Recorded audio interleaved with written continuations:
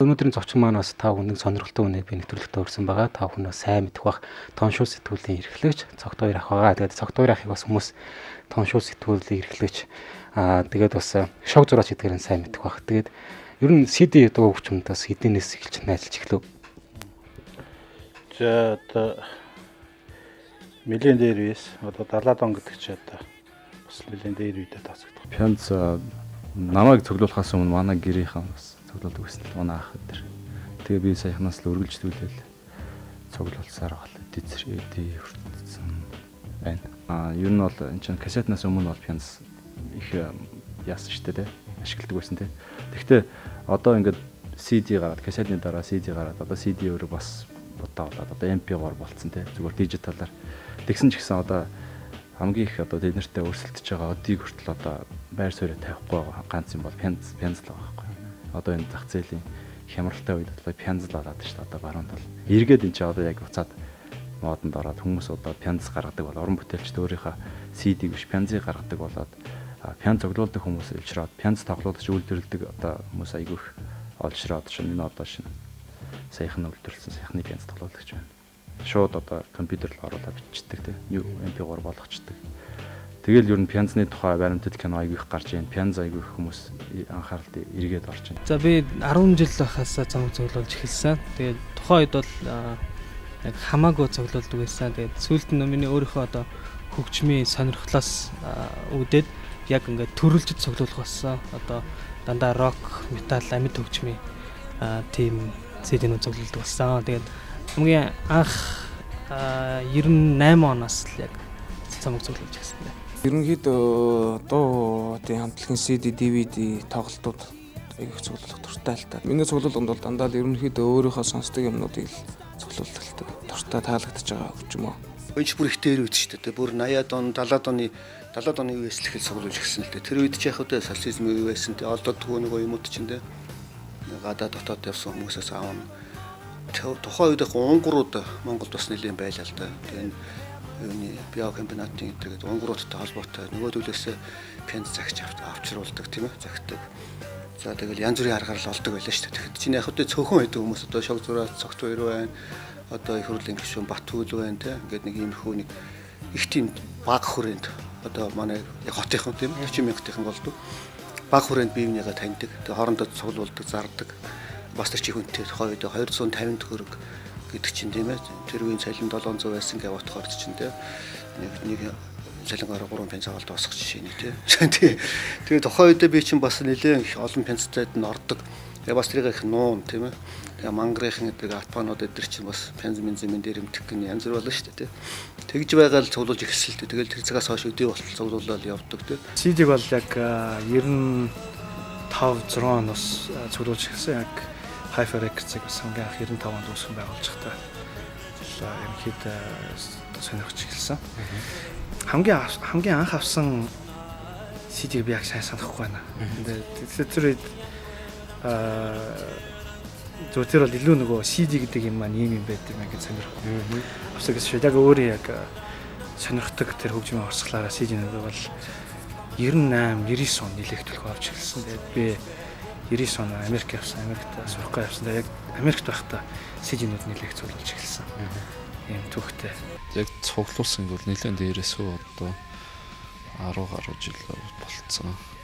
Энд тэгээд яг хөө тэгээд сонирхолтой кино CD, DVD тэгээд мэдээж бүр дээр багтаа бол дөнгөж приставк гэж байж хад зүгээр VH тийм кассет цуглуулдаг байсан. Тэгээд яванда VCD гарч ирэл, DVD гарч ирэл, CD гарч ирэл. Тэгээд 90-ад оны дунд үед доктор Алтай хянчлуулдаг метал мьюзик гэдэг байсан. Тэнчэнэс нэлээ хуурцаг цуглуулдаг байсан. Би CD-г бол энэ хэд 97 оноос ихтэй цуглуулсан. Тэгээ яг зүгээр яг надад яг одоогор бол нэг 110 гаруй CD байдаг. Тэгээд би бол эндээс хамгийн гол гэсэн CD-ийг авчирсан л да. Тэгээ пянз бас цуглуулж байгаа. Гэхдээ пянзыг саяхнаас цуглуулж эхэлсэн л дээ. Тий, эхлээд бол яг миний хобби байсан. Тэгээ хөгжим сонсох, хөгжим дуртай. Тэгээ дуртай хамтлагийнхаа CD ингээ бас хажууд нь байж ивэл илүү ойрчимшигтэй айгу гоё. Даунлоад хийн гэдэг бол надад ерөөсө таалагддаг. ерөөс ингэж бариад юм барьцтай тэгээд нэг харж үзэх юм байхгүй. Тэгээд нэг вирустай бол байхгүй бүх хөдөлмөр талаар өнгөрнө. Тэгээд би ерөнхийдөө багасаа цуглуулсан. Тэгээд жоохон мөнгөтэй болохоор л хайфаар гүчдэг байсан. Тэгээд нэг авахтаа 1 2-оор нь биш 2 3 4 5-аар нь авдаг байсан. Бас тэр хоббиндээ хүн хоббитой байна гэдэг гоё. Тэгээд тэрэндээ бас мөнгө зараад тий үсээд энэ чиндээ дараа нь CG-ийг гэртээ авч чаад сонсон шүү дээ. Задлал. Тэгэл нэг хэсэгтээ дараа дахиад нөгөө шинэ CG автлаа. Нөгөө авсан 2 3 CG-ийг сонсоол гэдэг аахгүй. Тэгээд амар гоё. CD цуглуулах бол ер нь CD цуглуулна гэдэг чинь дурсгалтай шүү дээ. Тэгээд нэгт дурсгалтай, хоёрт өөрөх нь хувьд хамгийн одоо үнэтэй зүйлүүдийг одоо хөдөлж одоо эн чинь миний хувьд үнэтэй зүйл шүү дээ. Хамгийн одоо гоё гэсэн дуунуудтай CD-ийн дээрээс номнуудтай ингээд миний хувьд одоо баялаг бас сонирхол гэсэн үг. Тэгээд мэдээж CD цуглуулах бол хүнд одоо маш их кайфыг өгдөг. Энэ бол CD цуглуулах гоё.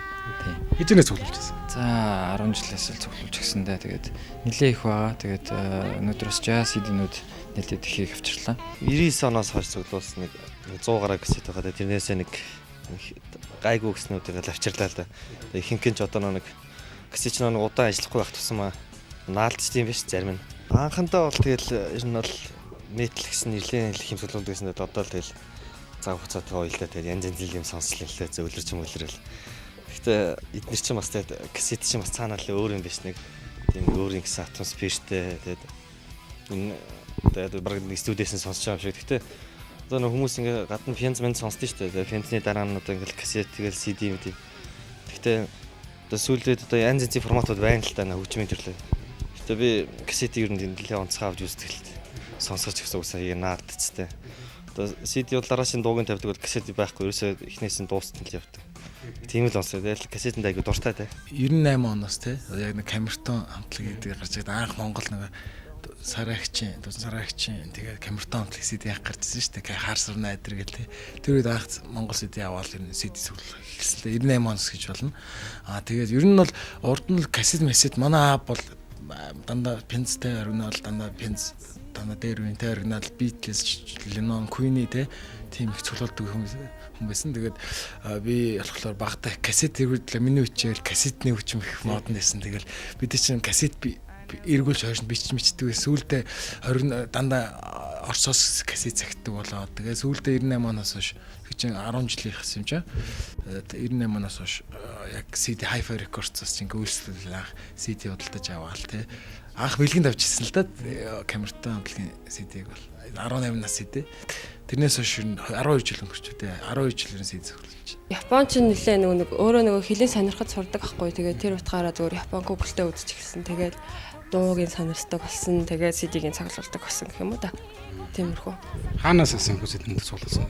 Эдрийг дандаа Японоос авч ирсэн. Монголд ингэ зардаггүй болохоор тэгээд. Яг хизэнэс гэдгийг санахгүй ямар ч байсан нэг 6 7 дугаар ангид тахтаа ингээл янз бүрийн сонирхож эхэлдэг шээ. Тэрнээсээ эхлээл CD-нүүд цуглуулж эхэлдэг болсон. Тэгээд тэр одоо нэтээс татдаг юм гэдэг гарснаас хойш хүмүүс бараг CD худалдаж аваа болцсон. Татаал сонсчдаг шүү дээ. Тэгэхээр яг өөрийнхөө бүр тийм хүндэлдэг артист ч юм тийм хүний альбомыг бол яг оригиналыг нь олж зорж авах хэрэгтэй гэж боддог. Ерөнхийдөө бол яг жилийн өмнөөс эхэлсэн. Тэгээд угаасаа нэг хуучны юм аяг цуглуулах туртай. Тэгээд тэр дунд цуглуулга дунд болохоор яг одоо яг энэ л хамгийн ихний пенс энэ нэг бүр багахаас манай гэрт байдаг гэсэн байхгүй. Тэгэл ерөөсөө нэг тоодгүй байж байгаад гинтл ерөөсөө нэг өдөр пенза гаргаж ирээд тэгээд угаасаа нэг пенс ер нь зүгээр нэг цуглуулах тийм юу хобби гинт төрсөн. Энэ одоо буддист гэж зөнгөр манай хамтлагтай. Тэгээд Монголд бас их модонд орж ирсэн. Зөнгөр социалист. Тий, социалист гэр мөн одоо бол юу нэгтдсэн. Хуучин одоо зөнгөр маань тухай мэдэхгүй залуучууд зөндөө байгаа. Одоо шилэл энэ одоо буддистийн 10 жилийн концерт энэ их алдартай концерт байсан. Энэ одоо рок н ролл мьюзик гэдэг. Би одоо рок н ролл хөгжмийг бол одоо алдартай дугуйнуудын маш олон хувилбараар сонсч байсан л та. Гэтэ яагаад ч энэ одоо буддистийн рок н ролл мьюзик бол аюух таалагддаг. Энэ дээр алдартай дугуйнууд нэг бий л те. Маш олон авторууд дуусан дугуйнууд байгаа байхгүй. Гэтэл яг буддистийн бол үнэхээр гоё болсон байдаг. Энэ аюул чадaltaй байна. Энэ бол шин Emerson, Lake Powell гэдэг 3 хөгжимчний одоо электро хөгжмийн ялангуяа тэр синтезатор мини Moog гэдэг синтезатор байдаг шүү дээ. Moog-ээр ингээд уран бүтээл хийдэг. 90-аад оны үеэр. Үгүй энэ мэдээ бүр дээр 70 хэдэн онд энэ бүр аюу нэртэй хамтлаг байсан аахгүй. 30 сая цамаг мөнгө зарчсан. Одоо л мартагдсан болохоос шүү. Jimi Hendrix шүү дээ тий. Jimi Hendrix энэ гурав чинь гуруулаа өөр хамтлагт байж байгаа. Гуруулаа нэгдээд дээрээс нь Jimi Hendrix. Аггуу Jimi Hendrix нэгдээд энэ дөрөв хамтлаг байгуулчихсан чи яг хамтлаг байгуулахаа өмнө Jimi Hendrix-наас орсон аахгүй. Тэгээ энэ гурав хамтлаг. Энэ бол электро хөгжмийн урсгал. Emerson, Lake, Powell гэдэг. За хийм хамтлагт бол би маш дуртай. Хиймээ одоо тэр дугууралт гаргаж ирж байгаа тэр стилтэй лав металлгээ өөрсдөө нэрлэл гаргацсан бүр бүхэл бүтэн стил болсон тий. Тэр зүйл тэгээд л одоо хамтлагийн менежмент юу гэдэг имиж бүх юмд дуртай. Дуунууд нь тий. Тэгээд энэ сүүлд гаргасан цамгийн өмнө гаргасан энэ одоо амьд тоглолтын цамг байгаамаа.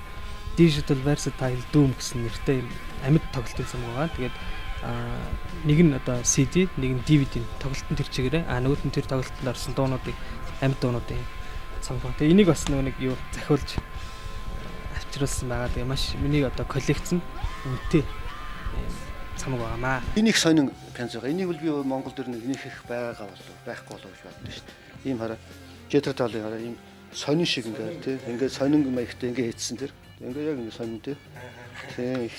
Энэ бол одоо бас суулуулдаг хүмүүст бол тэр болгоно их байгаад байх хэрэгтэй. Ингээ өөр ингээ хавцсан ингээ бүгдийн сонирм болгоо хийчихсэн. Өөрсдийнх нь тухай гарсан дугаар байгаа байхгүй юу тийм. Тэгээд тэр дугаараа аваачаад ингэж хийгээд өөрсдийнхөө юм ингээ тавиад тэг ингээ гаргачихсан тийм. Ингээ чи ерөөсөл бүтэн сонирм байгаа байхгүй. Ингээ ардл уртл өгөө тийм. Тэр драйвенстэй ийм сонирм аягаар хийжсэн. Энэ бол би ер нь үзээгүй. Энэ ихтэй би бодож байна. Энэ бэлгээс билүүд авсан тийм тусгай иймэрхүү хүмүүс антиквар маягийн тийм. Энэ цуглуулдаг ийм зардаг дэлгүүрүүд гэдэг байхгүй юм чи аяг үнэтэй те өөрөөсөө бол яхаа хүнээс бол хэрэглэсэн бензин хямдхан аваад тэгээ зарахтаа ингээ эн чинь бол хэдэн хувь шиврэгдсэн маш цөөхөн гарсан юм билүү бүү мэд шүү дээ. Тэгээ Beach Boys гэдэг хамтлаг энэ Beach Boys хамтлагийн 1966 онд гаргасан санаж чинь 66-67 онд гаргасан Pet Sounds гэж цомог байдаг. Энэ бол Beach Boys-ийн 2 дахь 3 дахь цомог. Гэхдээ хөгжмийн түүхэнд хамгийн агуу ийм цомгуудын нэгээр бол тооцогддог. Тэгээд нэгдүгээр Beach Boys-ийн Beatles-ийн томоохон өрсөлдөгч байсан. Beatles-ийн англих Beach Boys бол Америкийн баруун иргэн тийм одоо surfing rock гэж байдаг тийм. Калифорни яг тэр surf амьдралын lifestyle, surf culture тодорхойлсон юм хамтлагуудын нэгээр бол тооцогддог. Тэгээд эдний энэ Pet Sounds гэж цомгоос хөгжим сонирхдаг хүн болгонд бас санал болгоомын заавч өөр юм болгоо. Энэ болохоор Pet Sounds цомог гарсны 40 жилийн ойд зориулж гаргасан юм. Тусгай Anniversary Edition ийм цомог байдیں۔ Тэгээд энэ Beach Boys-ын Pet Sounds гэдэг энэ цомог бол яг хөгжмийг студид бичдэг штэ.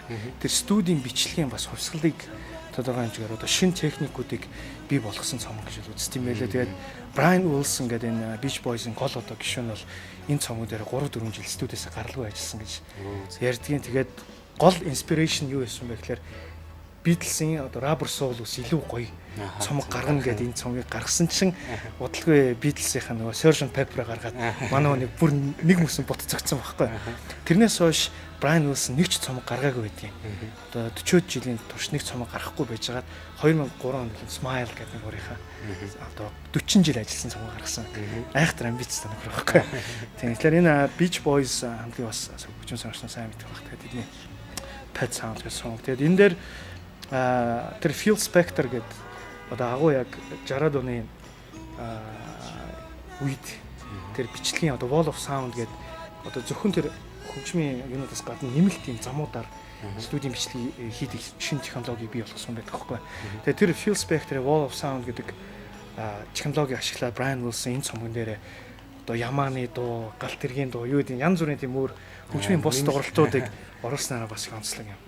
Цомог. Энэ хамтлаг болохоор айгүй олон стилээр тоглодог л та. Надад бүх урсгалын таалагддаг. Тэгээд нөгөө одоо орчин үед чинь бас Монголын зөвлөлт регги сонсдог гэсэн тий.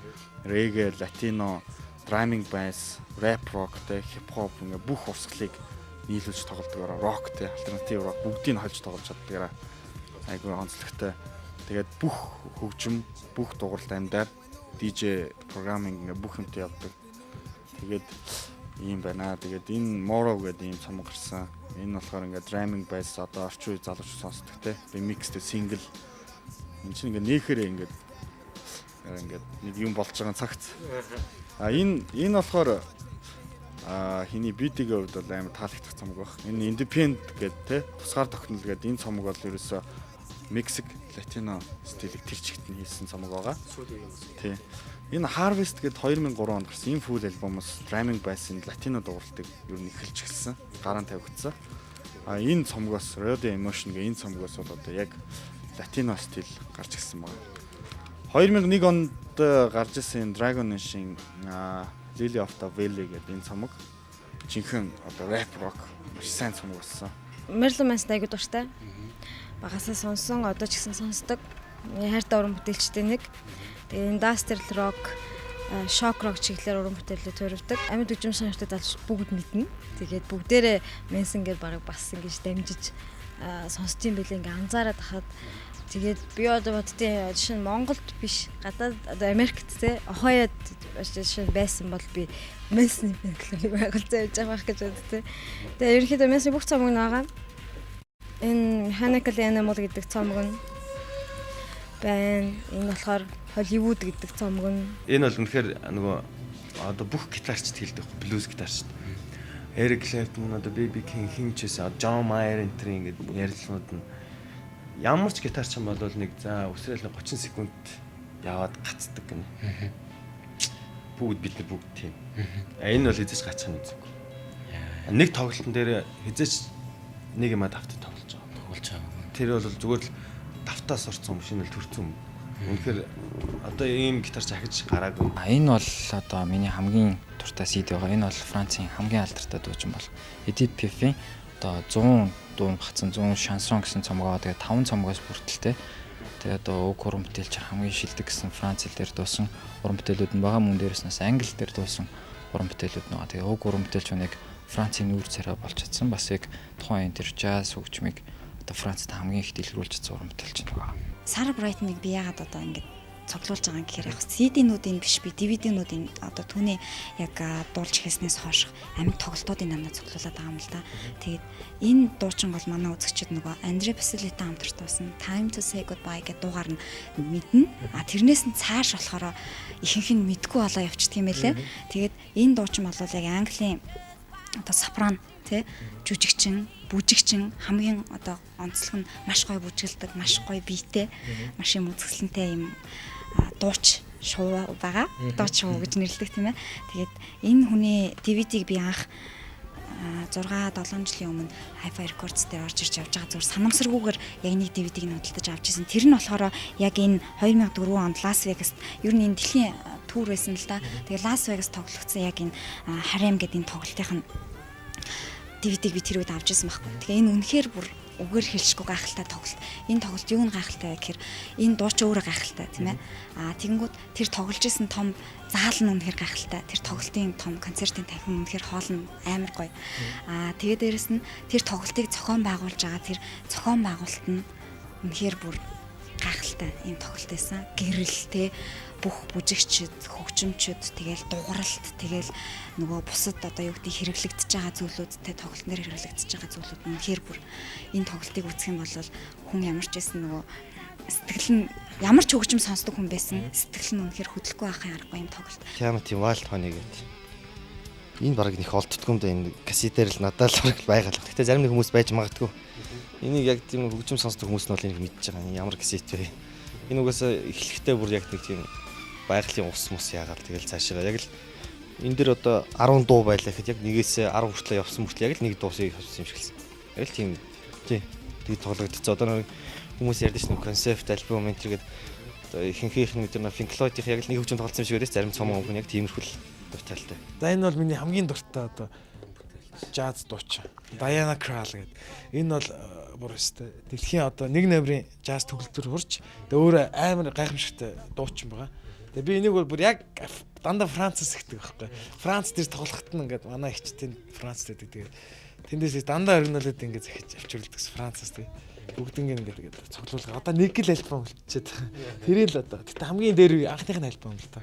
Тэрийг авч байгаа олдохгүй байх шиг л дэлгэртэн захиад тэрийг одоо хуучин дэлгэрээс олддог сурагтай байсан тий. Сүүлд гарсны одоо энэ Quiet Nights гэдэг. Ginam Boys гээд би нэг хамгийн дуртай нэг Япон хамтлаг байдаг хгүй тийм амар сүртэй тийм нэг лаг хамтлаг бол биш те. Гэхдээ зүгээр айгуу дуртай хамтлаг. Тэгээд тэр хамтлагийн дуучин зүгээр анх тоглож исэн кино байгаа энэ хамтлагийн талаар. Тэгээд дотор нь бол нөгөө Bob Dylan энтер нэг халт ингээд сэтгүүнд нь гартын.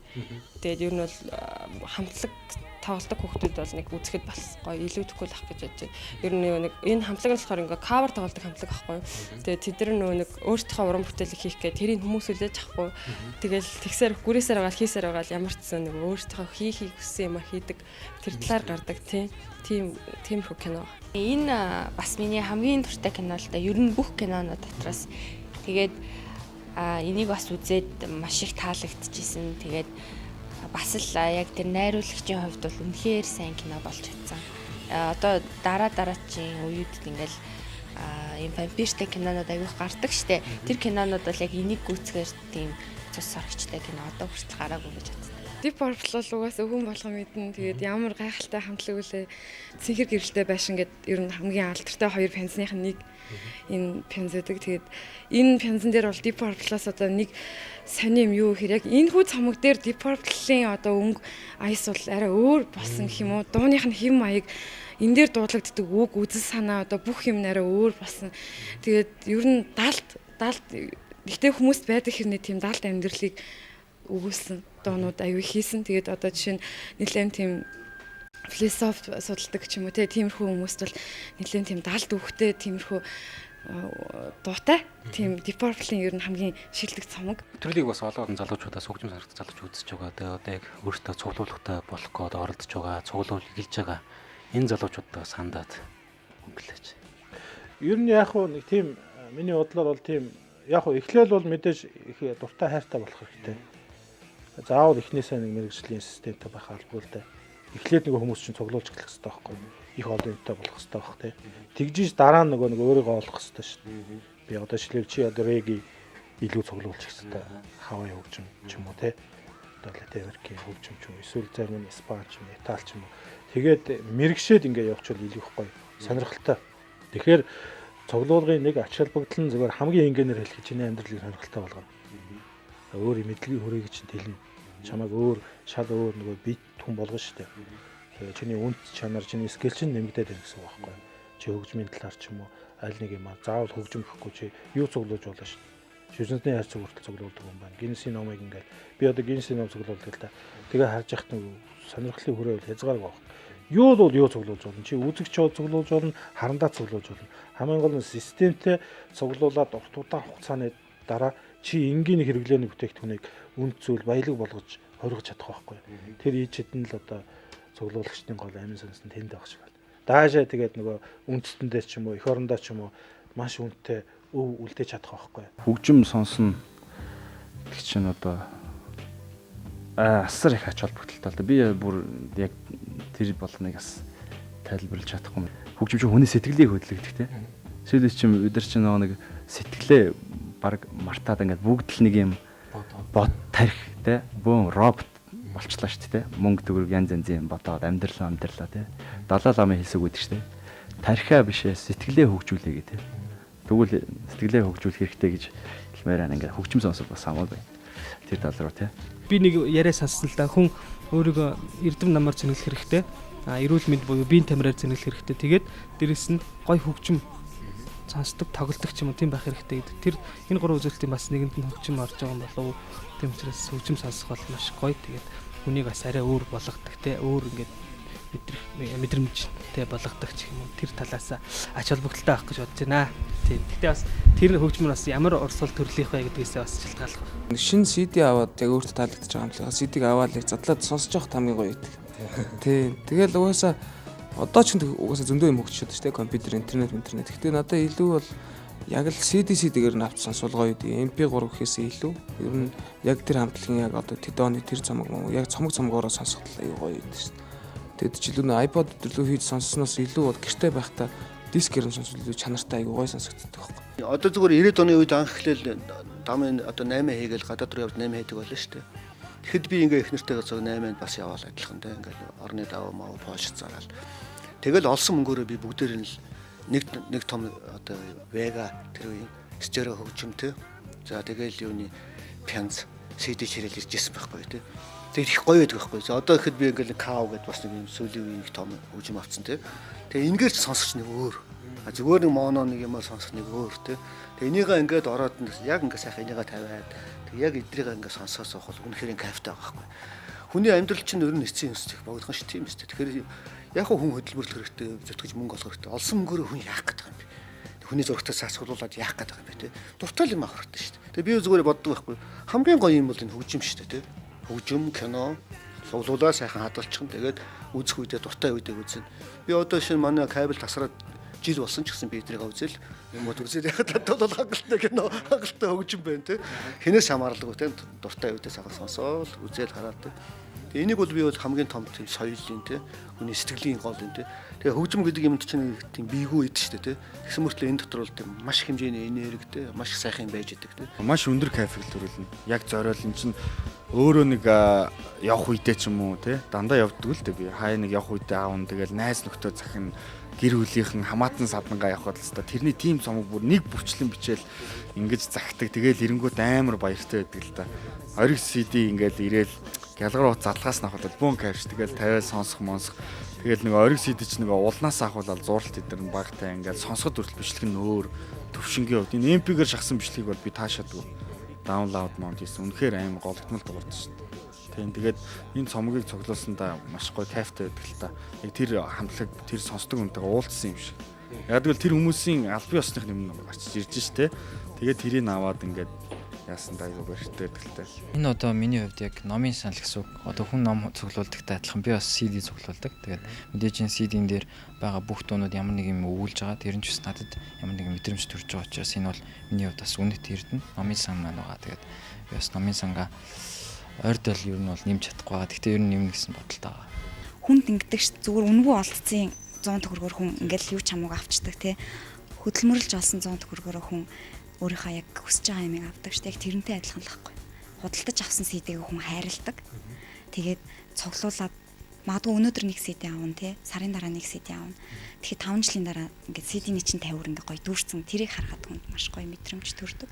Гэхдээ яг энэ хүн болгоны л өөрсдийнх нь л одоо юу гэдгийг дотор нь бүрлдсэн нэг тийм суур хутгуул хальтаа. Та бүхэн бас аль болох яг CD цомгоор нь цуглуулж байгаараа те. Энэ цуглуулснараа эн чинь бас нэг яг ном цуглуулаа те. Хүн чинь нэг дуртай номоо цуглуул уншдагтай адилхан дуртай юмаа тавиад сонсох юу өрч юм. Бас яг ялгаагүй те. Одооний үе чинь бид нар чинь одоо тоглолтын үз чадахгүй маа гэж чинь DVD-гээр одоо аваад нээлттэй орчим болцсон те. Тийм болохоор бас яг тийм оригиналаар нь ч юм уу чад үгүй маа гэхэд одоо яг лицензионы гэдэг чинь тий CD-г авч цуглуулж байгаараа тэгвэл та бүхэн ч гэсэн бас сонсоход хүртэл яг амьдаар нь үзэж байгаа мэт тий мэдрэмж төрөн шүү л гэж хэлэх гэсэн. Одоо CD гаргаж яах гэдэг чинь хүмүүст хүргэж штэ. Тэрийг нь аваа сонсоод тэрийг нь одоо би чинь авчлаа гэхэд өөр хэнийг нь сонсгож болно штэ. Тэгэхээр одоо тэр хамтлагийг одоо юу гэдэг өөр хүмүүс таниулж гин дээрээс нь бас нэг санхуд нэмэр болж гин тий. Тэгээд авсныхаа дараа мэдээж л гоё л өгдөн штэ. Хүлээж иж гаргадаг цомгууд болохоор жил болгоных гаргаад идэх болохоор тэгэл аваад амар баярлалтай шүү дээ. Хамаагүй юм л хадгалцдаг шүү дээ. Мэдээж уран бүтээлчд бол маш их хувь нэмрээ оруулж ийн гэсэн үг шүү дээ.